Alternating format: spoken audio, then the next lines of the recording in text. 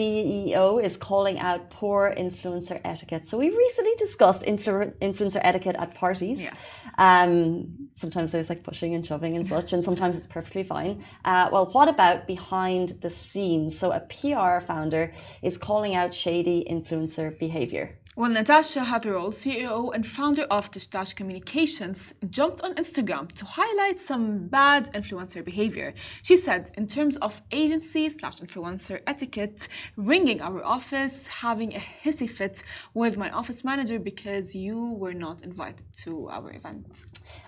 So the influencer then continued to the manager on the phone saying her profile is so much better than those who did attend. Tash says this is not the way to build a relationship with a PR agency and not a way to get yourself invited in the future. So basically there is a bit of a ruckus in that this person, and we don't have her side of the story, but according to Tash, this person was so angry, she rings the agency and she gives out, and it's kind of a bit, it's an unprofessional exchange. And I just think it's interesting because so many people want to make a business out of their profiles. An influencer is a job now. However, it's not regulated. And there's no like, you know, when we go to an office, we start in levels. So it's like junior exec, senior exec, manager, Yeah. and you learn. And every step you go, you're learning, and you're learning how to work with people around you. But influencers don't have that. It's not an office. You literally are working to your own devices, and people within a corporate environment or an office environment appreciate that level of professionalism. Well, some people have not been taught that. And it's really important to learn how to work with people if you want to grow in business and not step on toes. That is true. However, like, remember how I told you, like, you know, influencers often have this like entitlement, not because they're influencers, but because they want to reach the top. And the influencer market is a very competitive market, right?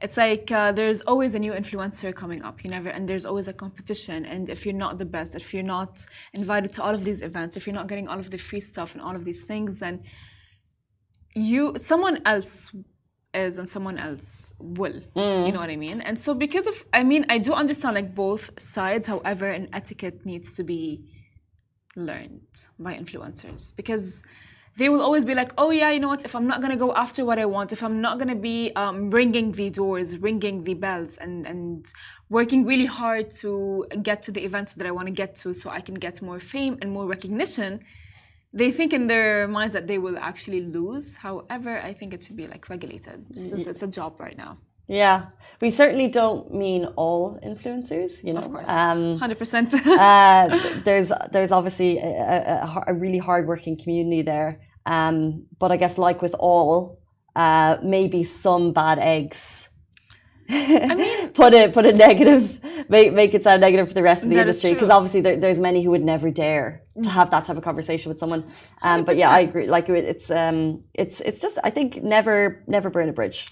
100%. You know what I mean? I agree with you 100%. However, you know, like if you want to think about it, like imagine like this is your job, and your job is to be the top, have a lot of deals with brands, and go to a lot of events so you can meet people, connect with people, and you don't get invited to an event. You know, that would but would you call? So for example, would you call I don't know, it's not a manager because they're not a direct employer, but could be an employer on many levels. Like if you're upset with something in the workplace, do you call and start shouting at your manager? Of course not. No, because that doesn't get you anywhere in life. Of course, yeah, 100%. So like, just never burn a bridge. It's like don't what's that phrase? Don't bite the hand that feeds you. Because although it's not a direct employer, it potentially is. That's true, 100%. Anyway, there's two sides to every story, and we always try and remember that as we hear these types of conversations. However.